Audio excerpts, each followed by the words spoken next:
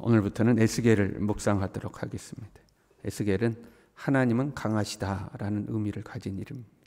또는 하나님께서 강하게 하실 것이다 하는 거죠. 바벨론 2차 포로 당시에 이 에스겔이 여호야긴 왕과 함께 바벨론으로 사로잡혀 갔습니다.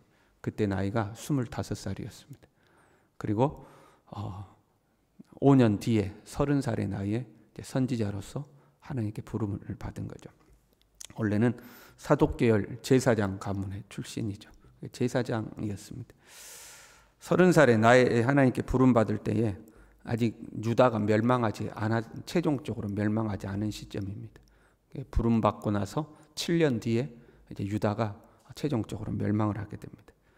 30살에 부름받아서 52살이 되던 해까지 22년 동안 선지자로서 활동을 하죠.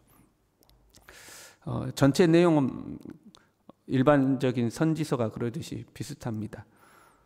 죄를 지적하는 거죠. 우리가 왜 망했냐? 죄 때문이다 하고 죄를 지적하고 하나님께 회개를 촉구하고, 그 다음에 그럼에도 불구하고 하나님의 선민들을 괴롭혔던 일종의 심판의 도구로 쓰임받은 주변 국가들에 대한 하나님의 심판을 선언하고, 그리고 최종적으로 하나님께서 우리를 회복시키실 것이다. 우리는 낮고 낮아져서 우리 스스로의 힘으로 회복할 수 없는 상황이지만 전적인 하나님의 은혜에 의해서 우리는 회복될 것이다 하고 회복을 선언하게 되는 그런 구조를 가지고 있습니다. 근데 이제 에스겔은 묵시적인 내용이 좀 많이 있습니다. 그래서 이해하는데 어려움이 많이 있죠. 에스겔은 잘 안 보는 경우가 많이 있습니다. 몇 군데 잘 아는 말씀 몇 군데 빼고는 에스겔 말씀은 잘 안 보는 경향이 있죠. 1절부터 이렇게 돼 있죠. 하늘이 열리며 하나님의 모습이 내게 보이니 하고 시작합니다.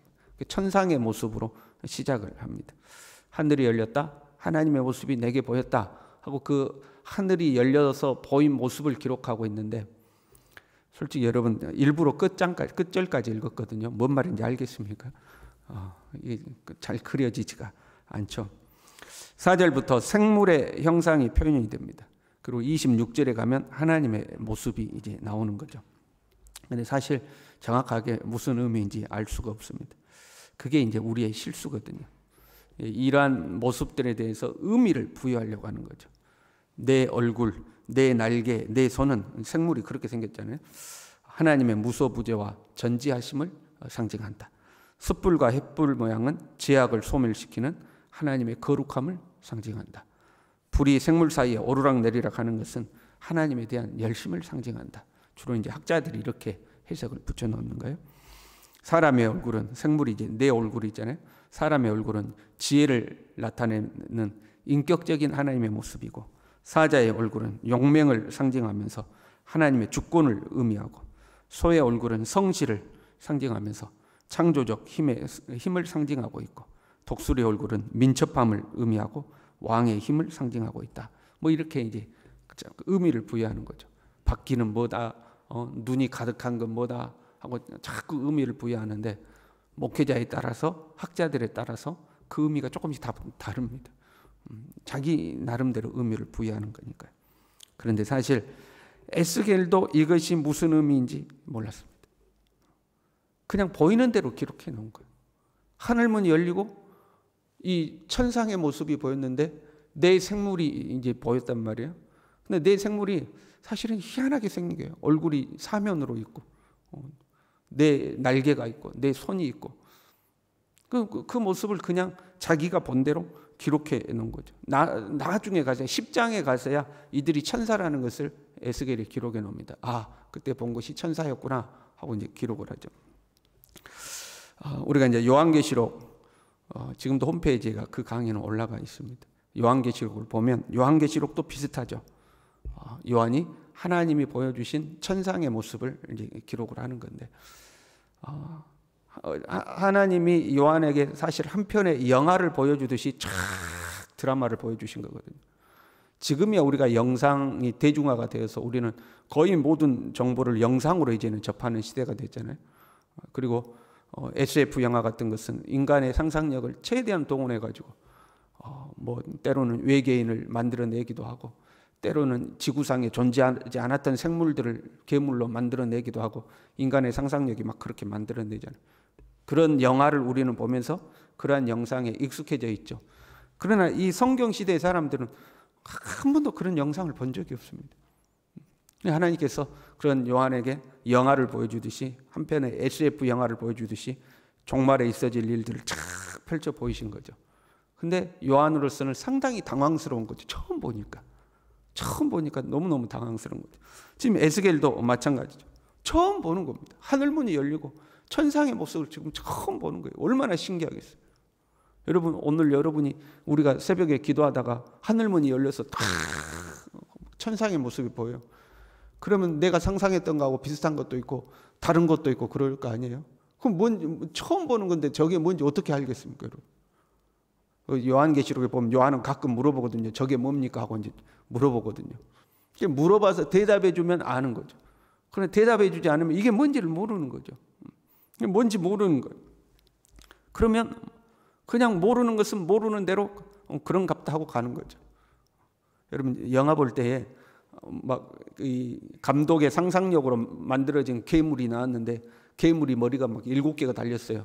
그러면 저 괴물의 머리가 뭘 상징한다, 그렇게 영화 안 보잖아요. 그냥 괴물인갑다 그러고 보는 거잖아요.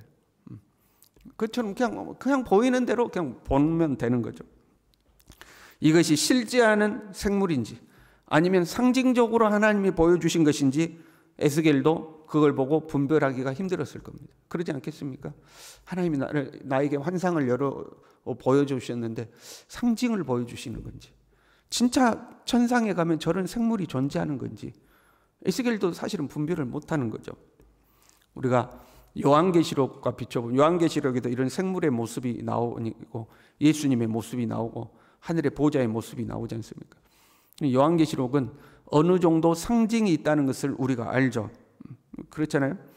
예수님의 모습이 나오는데 예수님의 입에가 막 검이 나와요.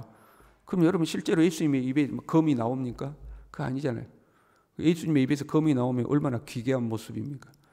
상징이라는 것을 알 수가 있죠. 종말에 7머리에 10뿔 달린 괴물이 실제로 등장할 것인가?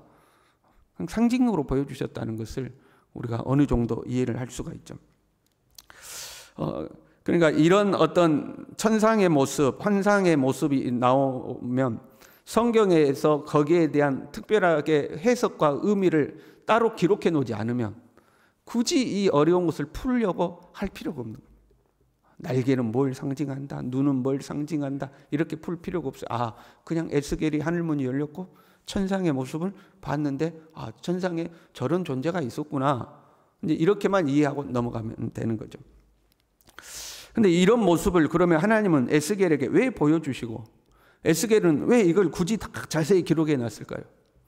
에스겔은 지금 선지자로서 자기가 부름받은 것이 자기의 소망에 의해서 자기가 선지자 노릇을 하는 것이 아니고 하나님께서 나를 부르셨다는 증거로 지금 이 내용을 기록하고 있는 겁니다.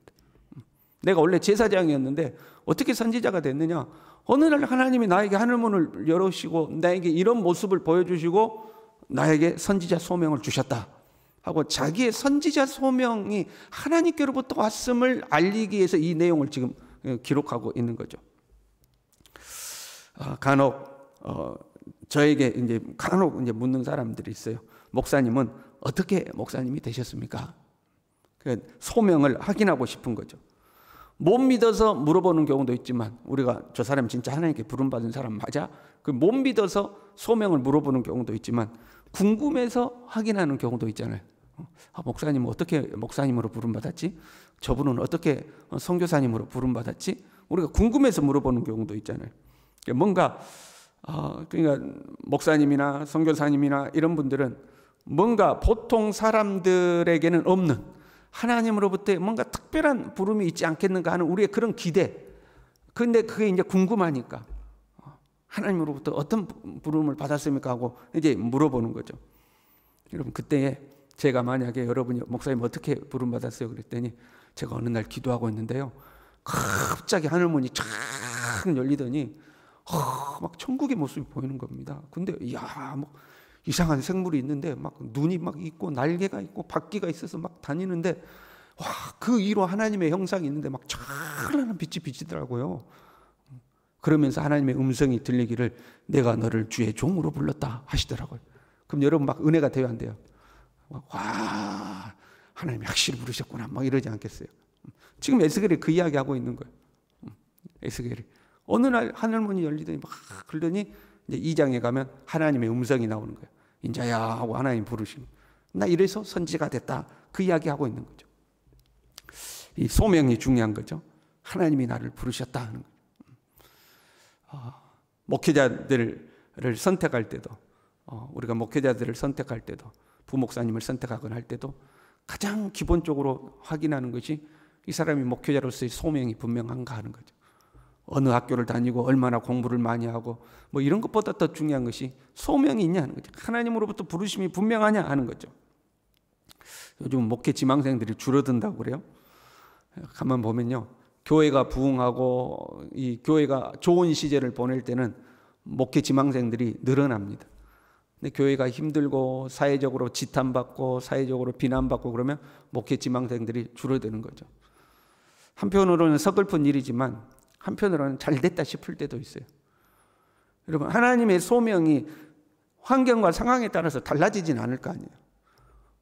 교회가 좋은 시절이라고 많이 부르고 안 좋은 시절이라고 적게 부르진 않을 거 아니에요.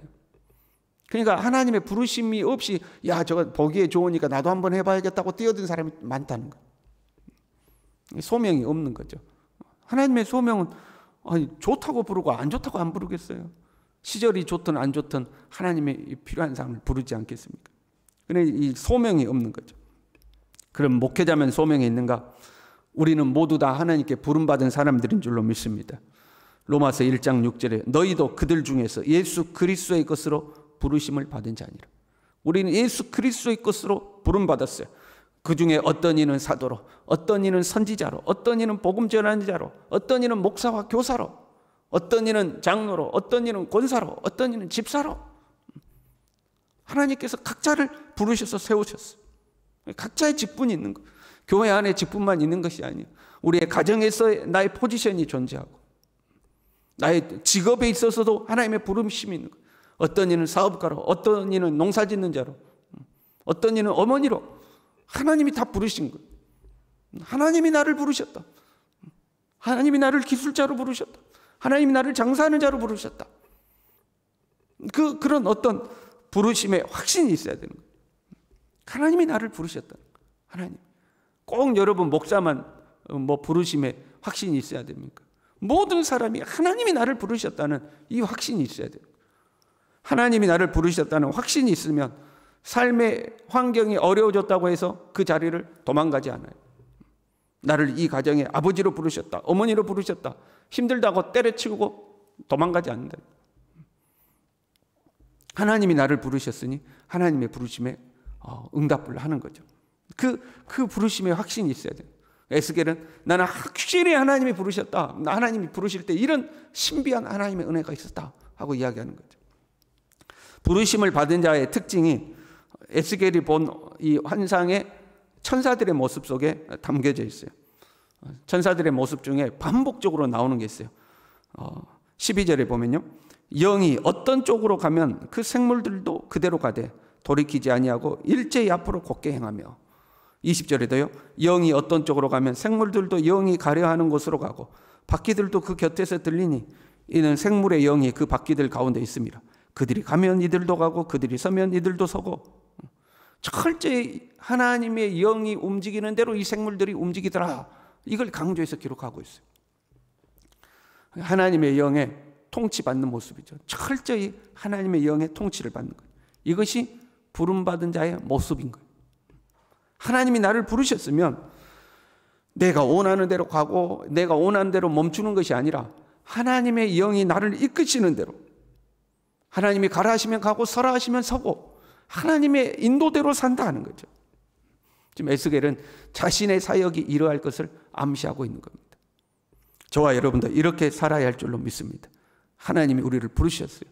그러면 내 마음대로, 기분 내키는 대로, 환경 따라서 이리저리, 내 감정에 따라서 이리저리 바뀌는 것이 아니고 성령께서 이끄시는 대로, 가라 하면 가고 서라 하면 서고 성령이 이끄시는 대로 살아가는 우리 모두 될 수 있기를 바랍니다. 기도하겠습니다. 주님, 많고 많은 사람들 중에 우리를 선택하여 부르시고 지금의 모습으로 인도하여 주신 것을 감사를 드립니다. 우연이 된 것이 아니라 하나님이 우리를 부르셔서 우리의 삶이 지금까지 유지된 줄로 믿습니다. 하나님, 주님 나를 부르셨으니 주님 나를 이끄시는 대로 순종하며 살아갈 수 있도록 우리에게 굳은 믿음을 더하여 주시옵소서. 예수님의 이름으로 기도 올리옵나이다. 아멘.